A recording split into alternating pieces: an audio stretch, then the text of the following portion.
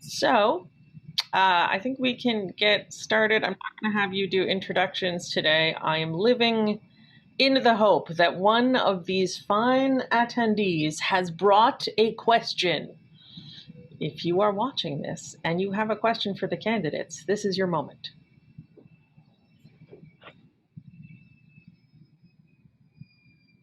Am I going to have to start making up questions?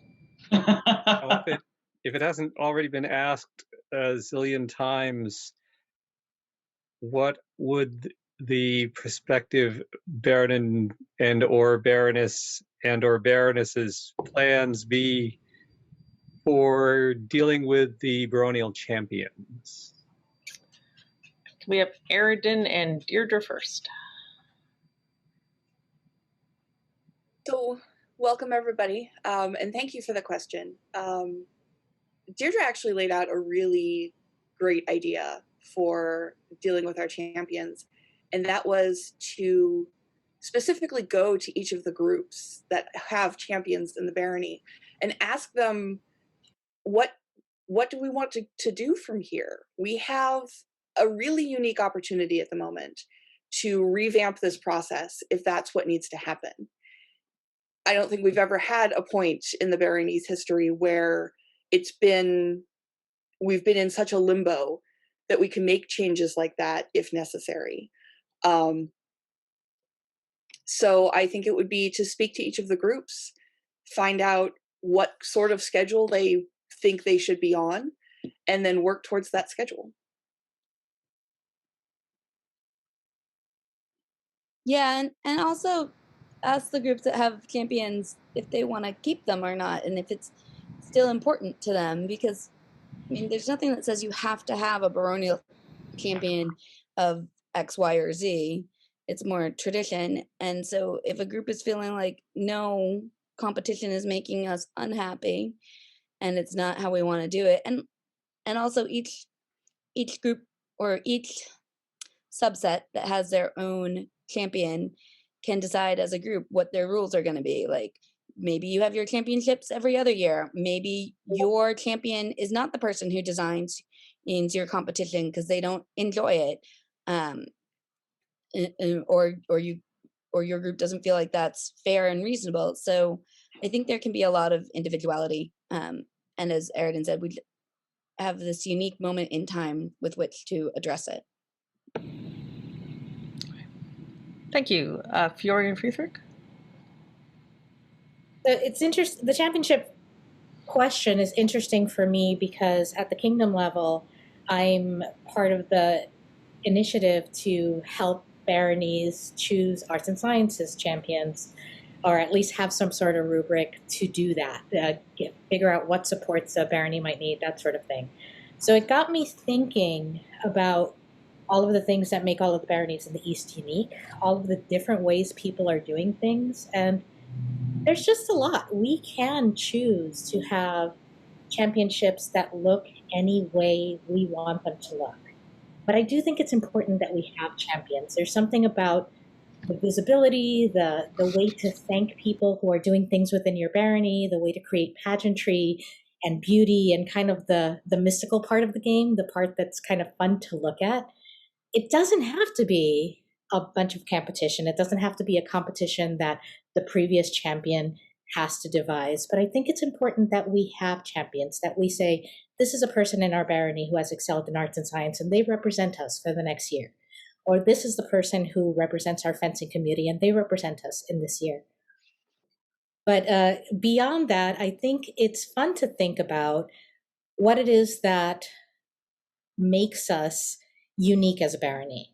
So we have baronies right now in the East Kingdom that are choosing champions in all sorts of fun ways. I don't think they took a memo saying that we have to have this type of arts and science competition or this type of fencing competition, and we name a champion. There are people doing it in a lot of unique ways, and I think we can learn from those ways, and we can come up with our own cookie Carolingian unique ways in which to do that as well. But I do think it's important that we have those people, that we can point to this group of people and say, these are our champions for this year, and we're proud of them. So that's important to me, I think. That's us. I concur. All right. All right, Yvonne and Arliana. Liana, you want to go? Or? Yeah. Well, I agree with the other people that each group should have their own way of choosing the champions, but I think we should have them because it is important to represent our barony elsewhere and to recognize people for all the wonderful things that they do. They don't have to be all at the same event, and they shouldn't be.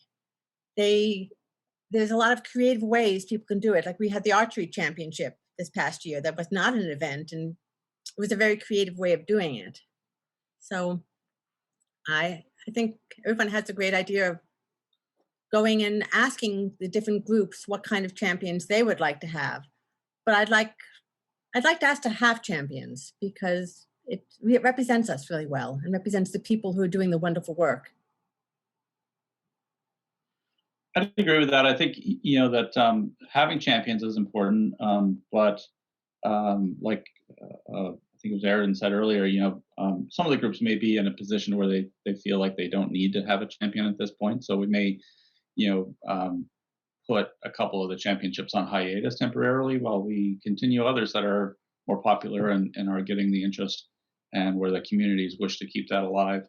I think we don't necessarily have to have champions in every single aspect of the SEA at all times, but it's certainly if there's interest and there's activity going on in a particular area that we're able to decide on a format and we're able to decide on a schedule, then I'm all for keeping the champions active and continuing to recognize the folks who are doing great stuff within the barony. One thing to keep in mind, like Arliana said, there's no reason why that has to happen at an event.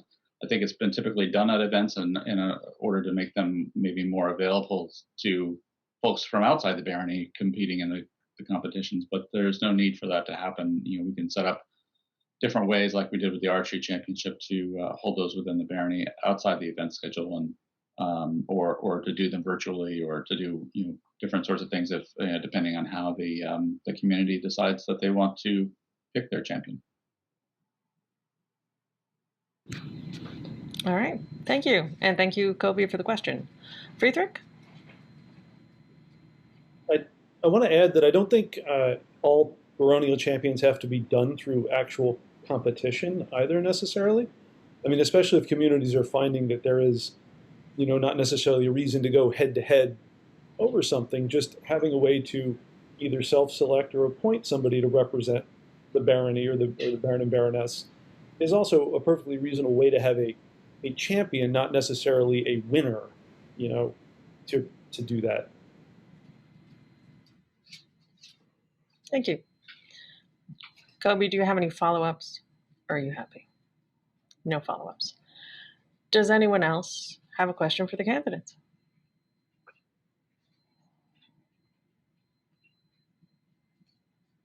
Pandolf, I'm resting all my help on you. Go on. Thank you. Yes, please. So, whichever slate wins the baronial seat, at some point is going to express an opinion that's controversial, that there might not be universal acclaim for. And I'd like to hear more from each slate about how they deal with controversy and also how confrontational they feel is healthy or unhealthy. Fiore and Friedrich. I think I'll start. Okay. There you go. We have opinions.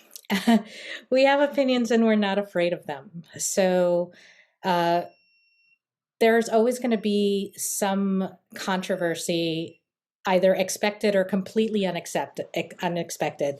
There might be things that are contentious and are coming towards you, and you have to figure out how you're going to navigate that. And I am certain, because it happens in real life, that some very benign looking things can become scarier once they're approaching you very quickly in the line of your work. My opinion is always to listen to what's being said, try to determine what it is that is my responsibility to interact with at that particular moment, and deal with the situation in front of me. So if there is a situation that needs to be dealt with right now and it is contentious, I like to be the container for holding whatever emotional context is coming out of that and trying to get to what's actually happening.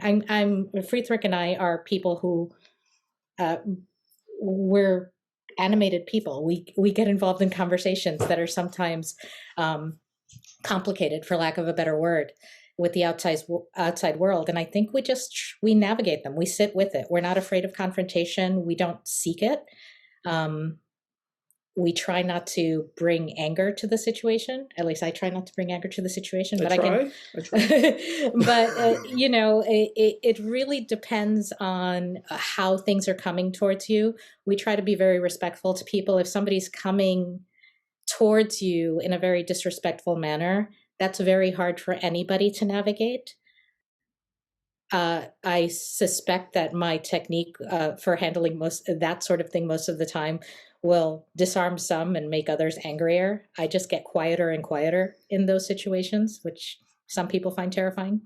But I don't think that we're afraid of those things. There's going to be at some moment, if we are selected, no matter who's selected, there will be at some moment, some way in which your Baron and Baroness disappoint someone. And you're going to have to deal with that. And I think we're okay dealing with that. You speak for yourself. I will try and keep it short on my side. Shocking. That I think one of the second part of the question was about what level of that is healthy. I favor creative tension, right? I'll frame it that way, that we're going to disagree. There's going to be people with different opinions. That's healthy. Different opinions lead to better outcomes, and everybody just always lining up with whatever, right? And we don't do that. So we listen, and if it's our position to like form some official opinion, we'll do that, as needed, and go from there. All right. Thank you. Yvonne and Arliana?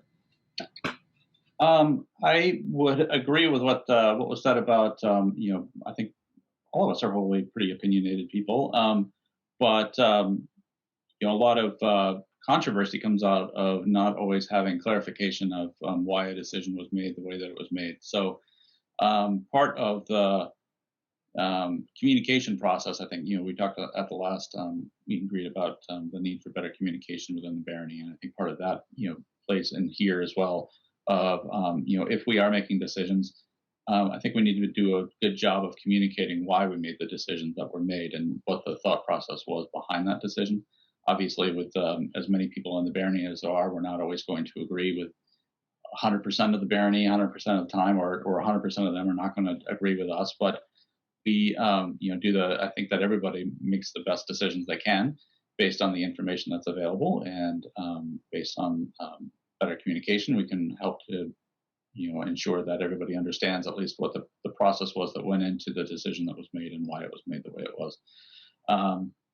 Part of that, is if it's a matter where, we need to gather information from how the barony feels about certain things, and that, can be done as well, to hold a poll or to, solicit opinions from members of the barony before deciding something. But sometimes that's not always possible because of timing matters. So I think that it's, comes down to having a slate of candidates that are going to make the best decisions that can be made in the moment, and also being willing to apologize and say you're sorry if you made a decision and it turns out later that the decision was wrong, or you said something that offended somebody unintentionally. That's potentially going to happen, and we're all humans, and if that happens, I'll fess up to it. Arliana, did you have anything to add? Just basically to listen to what their issues are and what they're upset about. Try to diffuse the situation if you can. If it's a confrontation in front of you, try to figure out what's going on and get the proper people involved if necessary. But the communication is really the important thing. Thank you. Aridin and Deirdre?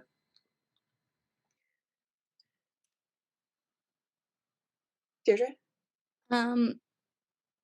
So I think, yes, there's going to be controversies for anybody. How you deal with a specific one really, I think, depends a lot on what it's about.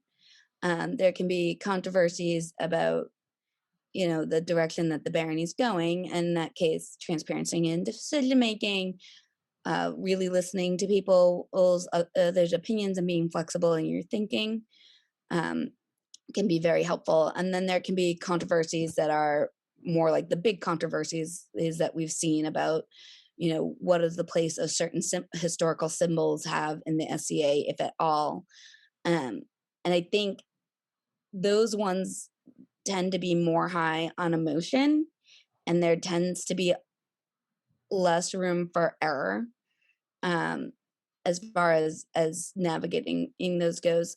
I think a lot of the times when people are coming at you with emotion, if you're able to let them get their emotion out in a way that doesn't harm yourself, obviously, and then talk to them calmly, it tends to diffuse people, because usually when people are coming at you with a lot of emotion, they especially if it's over something controversial and they feel you're wrong about it, they expect you to get defensive back to them and escalate things.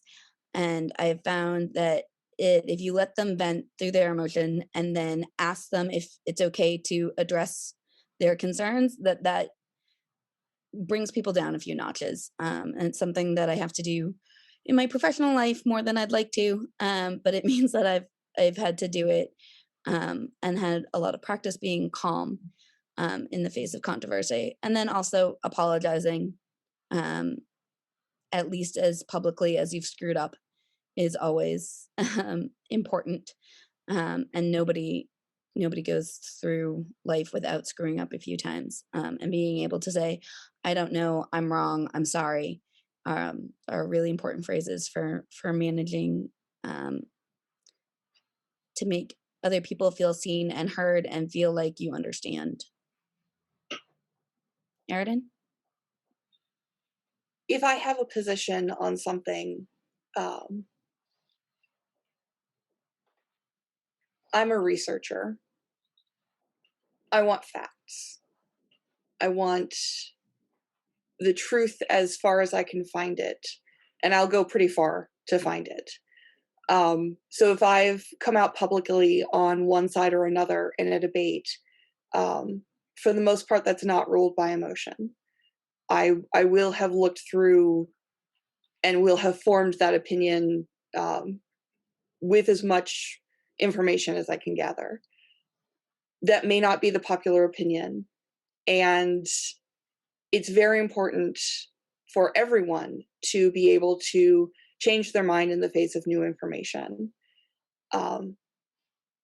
If the side that I'm on is wrong and I learn that it is wrong, I will apologize and change my mind based on new information. I think that's the mark of an adult person, is to be able to do that.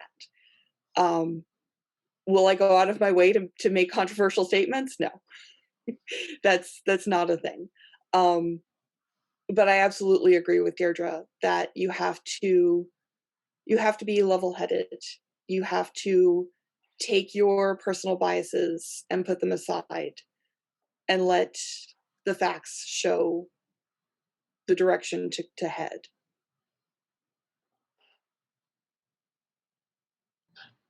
Thank you. Do you have any follow-ups, Pandolf? Nope. Thank you all. Great, thank you. Does anyone else have a question for the candidates? I have a question. What aspects of recreating medieval and Renaissance life do you enjoy? All right, Yvonne and Arliana. Well, I've always loved the pageantry, the court, the ambiance, and I love it. events that you can just go in there and just feel like you're in the world. I also like all the other events too, but camping events and stuff. But when you go to an event it's like what I've read, when reading about the knights and reading about medieval history and walking into that scene, that's what I really love. And I love that when the ambience, the tapestries, the artistry of things, when we've set up a hall to be beautiful. Like the event, the coronation that was held at the Hickens Armory with all the beautiful banners. And that was just like, you can walk in there and just imagine what it would have been like. So. I'm really a fan of the fact that the SEA has so many different ways that different people enjoy. So I have my personal areas of enjoyment, but I also am excited about the fact that other people get excited about different things, and there's so many different ways that that folks get excited about the SEA, participate in the SEA, and find enjoyment in it. So I'm particularly active in the arts community, being a Laurel, but I've supported fighter events in the past. I've done a lot of service as well, and I just I like going to events and enjoying seeing how everyone is kind of participating in their own ways, but forming a huge community that's very diverse and very rich in its understanding and its participation.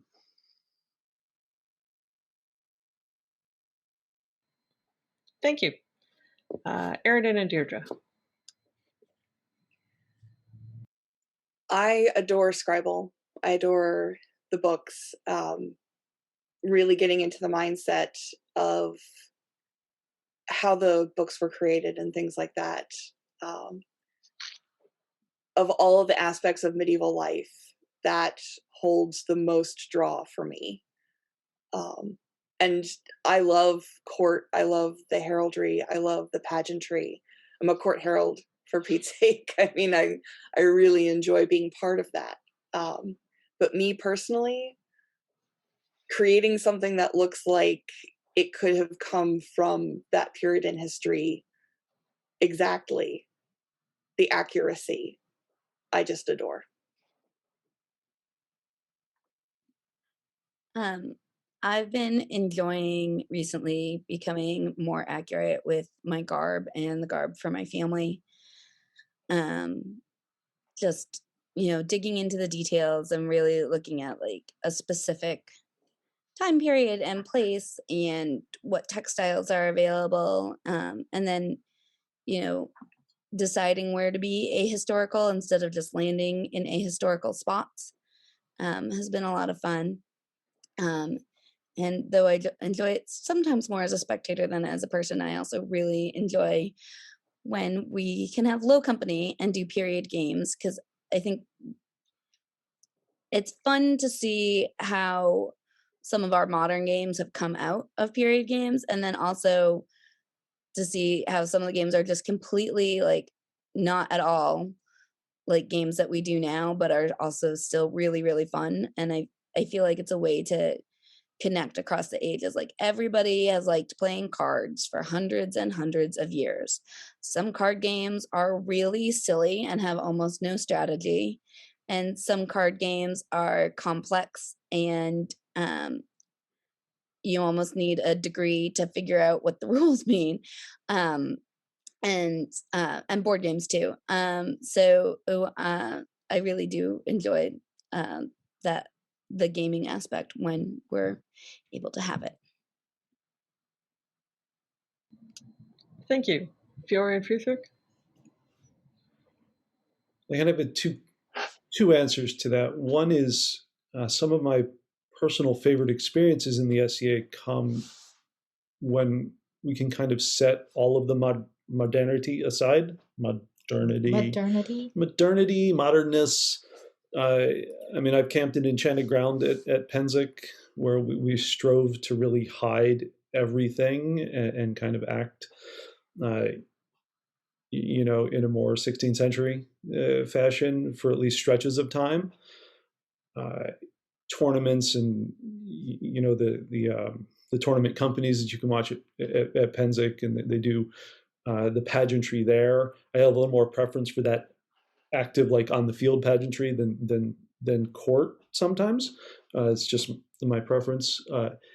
In general, what I love about the SCA is how people follow their own passions. Like I said before, I think I said last time, Arliana said, I'm a dabbler, and part of what I do as a dabbler is kind of ride the coattails of people who really get into the particular things. And then if there's 100 people getting into 100 things, my dabbler is satisfied by asking them questions and seeing what they're doing and really having that vicariously, which is very different than Fiore's passion. She's one of the 100 deep divers. Yeah. So I'm very specific in my personal play. What I like to do is investigate one person one fictitious person in one time in her lifetime, and her clothing, how it would have been tailored, what artifacts she would have had. Like I'm basically, I'm in a love affair with a woman that never existed. So I'm all about what Fiore Leonetta Bardi did from her birth in 1552 to whenever she dies post-period. So that's what I'm doing for fun. At events, I'm a totally different person in a way, because Fiore comes into those events, but she comes into the events where she sees Vikings and people from different countries and, what is that over there? But at events, I follow what I call bubbles of joy. I want to see where people are interacting with each other. I want to see where the excitement is, where the energy is in an event. And I want to be where that energy is. I want to know what it is that excites those people. I want to introduce other people that look like they're over there, maybe not having so much fun, to wherever that bubble of joy happens to be. So at an event, I'm often seen walking around. I may, during court, kind of sit down and kind of focus myself on the people that I've been dying to see all day. But I'll walk it around an event and see what's happening. Where are the bubbles of joy? So that's, I like to say the SCA is my happy place, and I get happy watching people be happy there. So besides my weird little obsession with this one fictitious person I've made up, I try not to let my obsessiveness about Fiore make people think that that's what's required to have joy in the SCA. Thank you. Gwendolyn, do you have a follow-up? No. Does anyone else have a question for the candidates? Pandolf. So every slate has someone who has lived in another area, and all of you have played outside of Carolingia as well as within Carolingia. And I was wondering what you feel like Carolingia has to learn from the rest of the SCA. Aridin and Deirdre.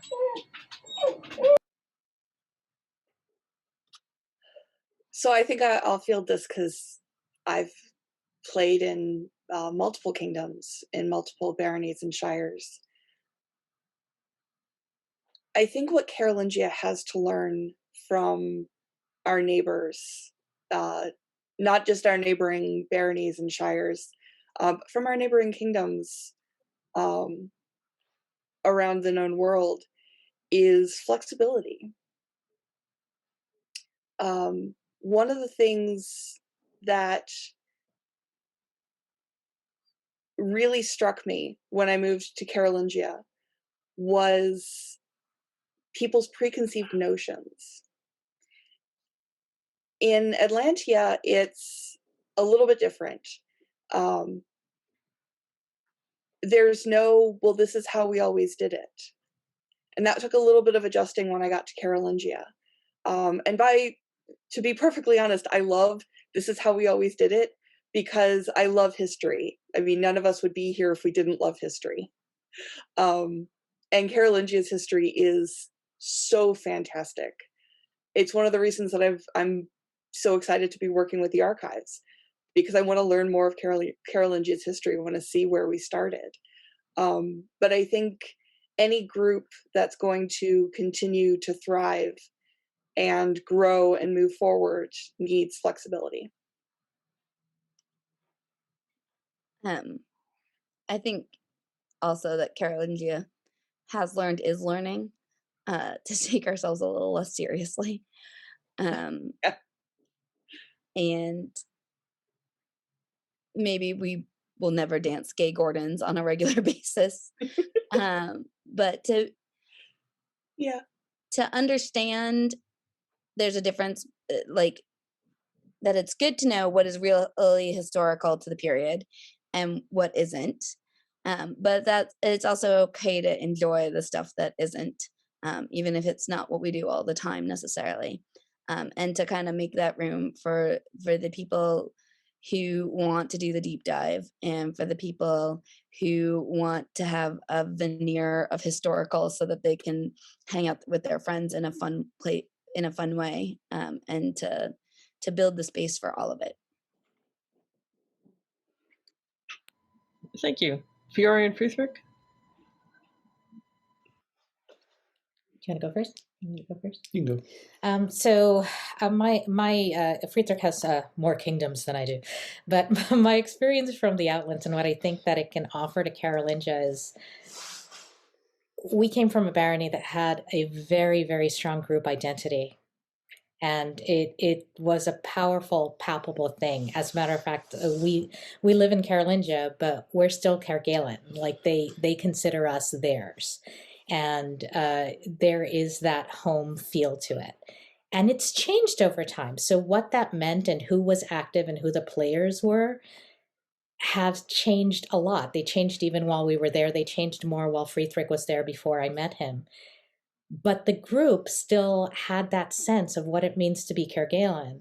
And I would love, love, love for there to be the sense of what it means to be Carolingian, what it is to be part of here. And if there's any way that we can create that sort of network where from the fencing to the fighting to the arts and science to the cooking to everything that we do here, calligraphy and illumination, I don't want to leave Erden out, the entire, throw weapons, everybody. If we can get to a place where all of these disparate activities that we partake in are still as important to us as they can be, but we are Carolingian first, I would think that would be the most amazing thing we can learn from the Outlands, certainly, and from Cairgalen specifically. Do you have anything? Yeah.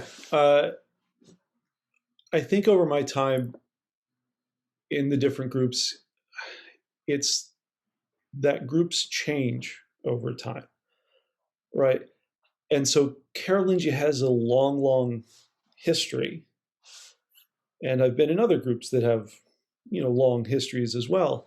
But those groups change, and they have to be willing to change, to maybe set aside some of the past and say, that was great, that worked for us then, but it isn't necessarily great and working for us now.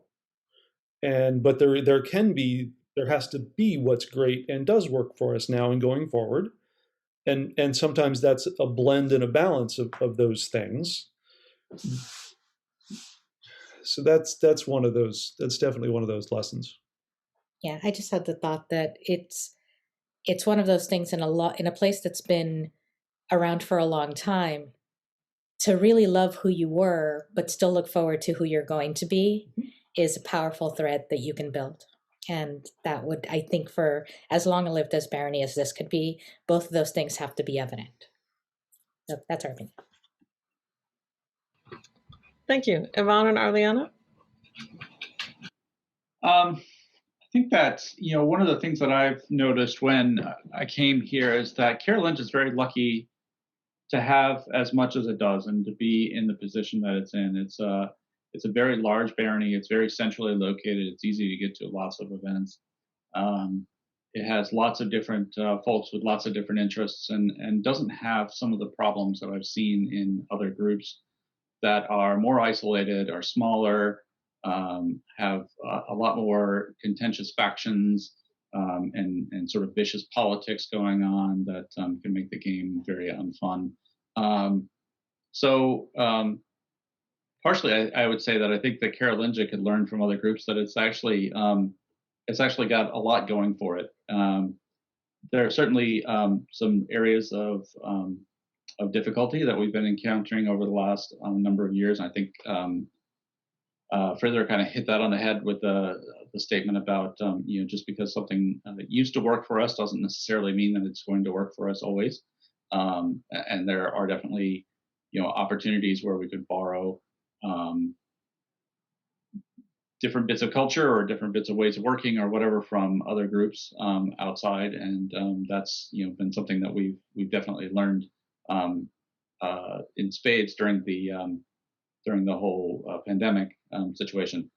But I think that's where I come from. What I've noticed as moving here is that the folks in Carolingia are very, very lucky to have all of us around, all of the Carolingia community available, and all the opportunities that it affords. And I think that I feel lucky, and we all should feel lucky that we are here and available to participate in this wonderful Barony. And I've always lived in Carolingia, so I've never lived anyplace else.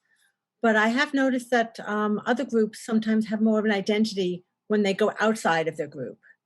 And that's why I would like to if I was your Baroness, I would like to have some type of meeting place or some type of baronial presence at other places so that we could come together as a group. I think that as Carolingia is status mentis est, so people go leave us and they consider themselves Carolingian, but a lot of the newer people don't really have that. And when we get to some place, it'd be nice to be together. I loved how our current excellencies had things at Pennsic, where we had some gatherings where we could say, hey, let's be together as Carolingia, because we are such a disparate group. We are so big, and there's so many different aspects of our game that we play. But I think we do it really well, and I'd just like us to get together more.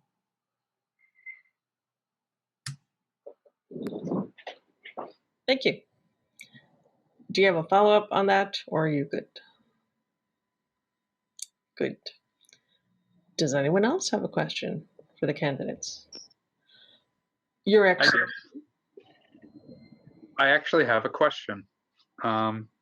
So as the position that you guys are volunteering to step into is one of the positions in this kingdom that requires fealty, my question is, what does fealty in the SCA mean to you?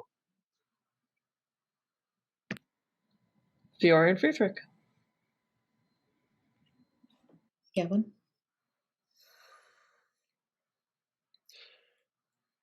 Do you?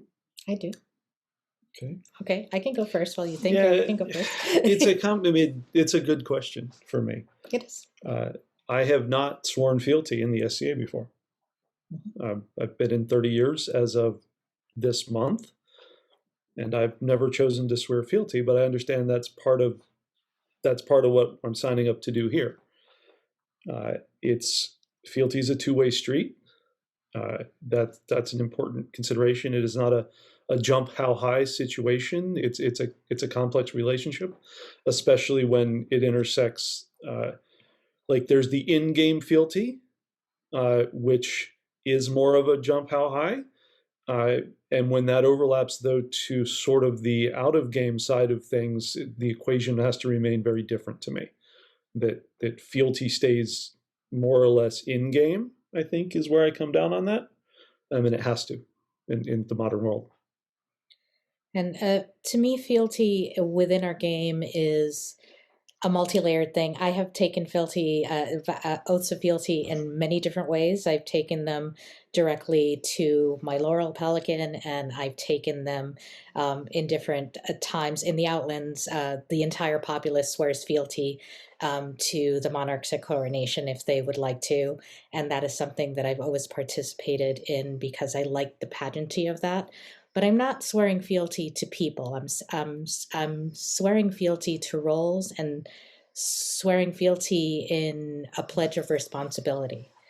Since I got here to the East, I have sworn fealty directly to one set of monarchs because I was pledging my service to their reign.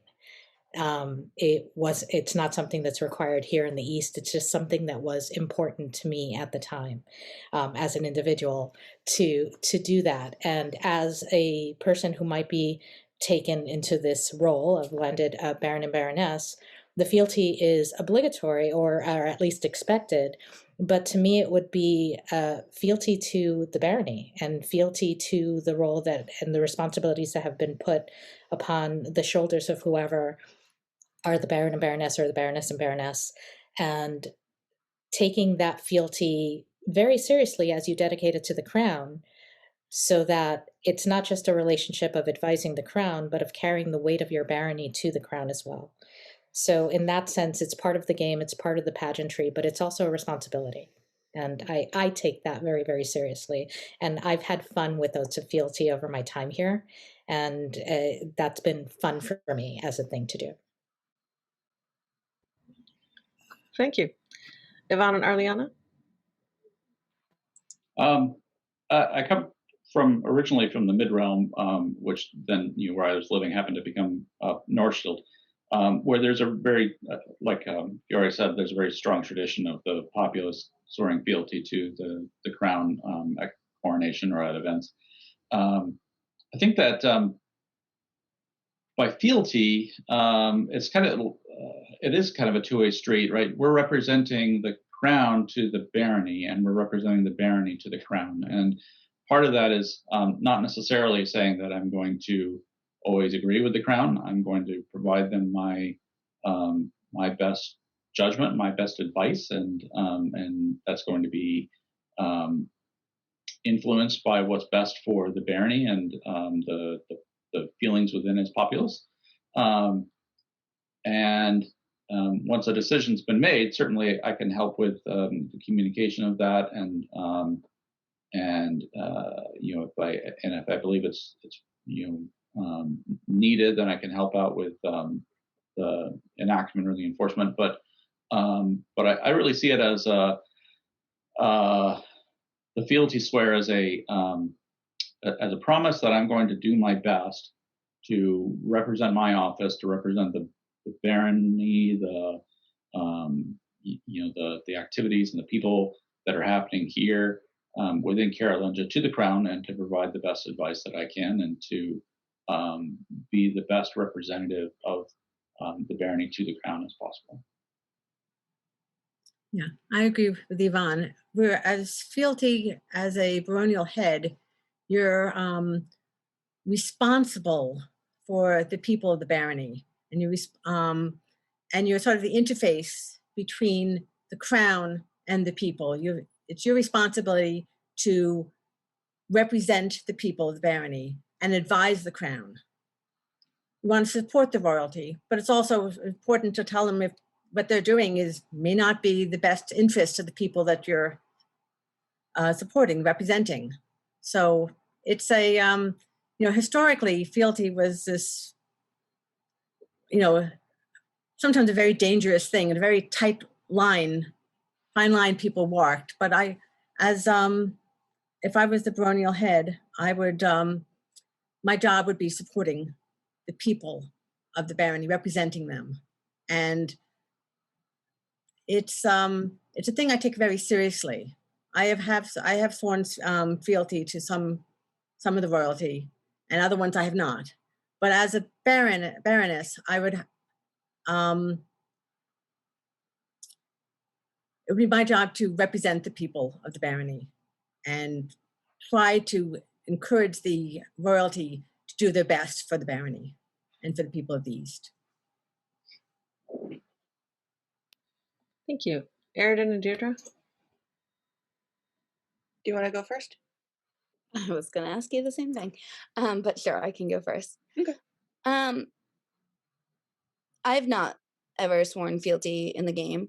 I don't have an oath of fealty with my Pelican, partly because we didn't actually get a contract together. We're still thinking about it.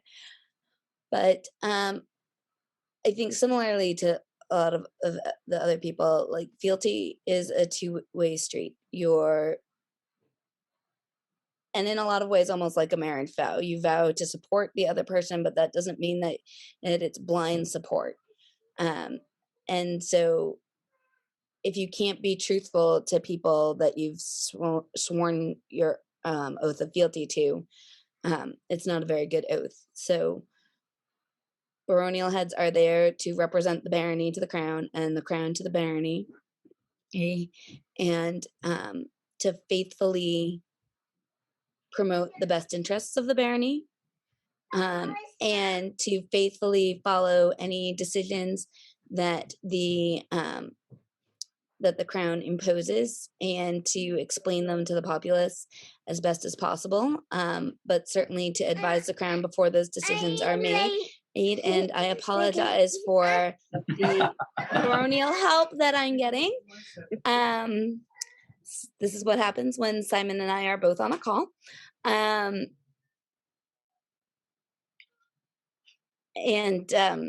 going to hand it over to Aridin because I've lost my train of thought now.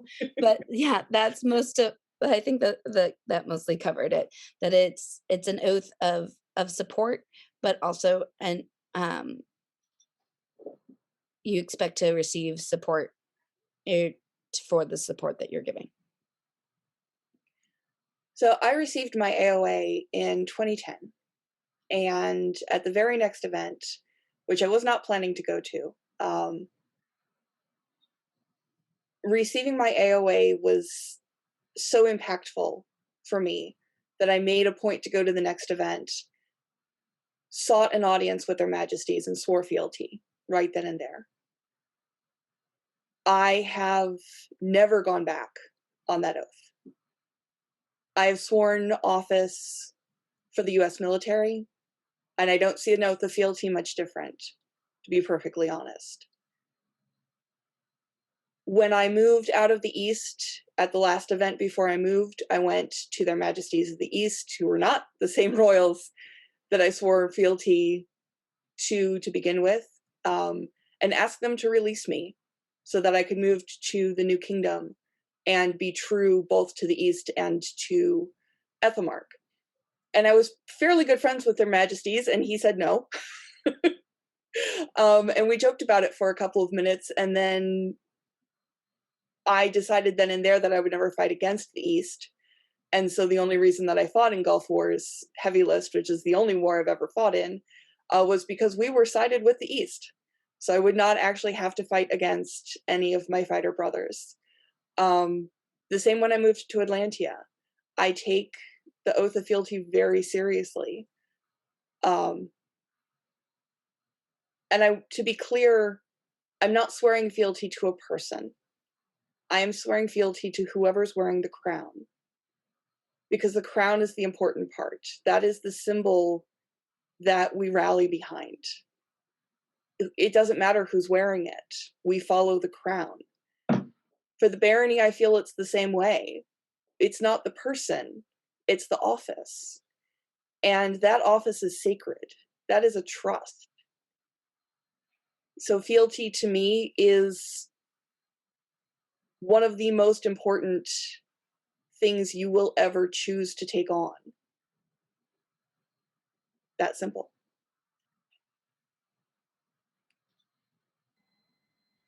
Thank you. Do you have a follow-up, Thomas? I sure do. Now, this is going to be the most important, hard-hitting, and thinky question I can offer. If you were a cheese, what cheese would you be? Yvonne and Arliana, go. Yes, because they're diplomatic. Okay, so I would be a Gouda cheese, and the reason why is because I learned Dutch while I was working for one of my previous companies, and I've been to the Netherlands several times, and I know that the city is actually pronounced Gouda, not Gouda, and I like to teach people that, so that would be my answer. Arliana, are you the same cheese or a different cheese? Oh, I said Swiss. Swift. With, You. no, because I can be neutral, and All I right, love it. Arliana and Aridin.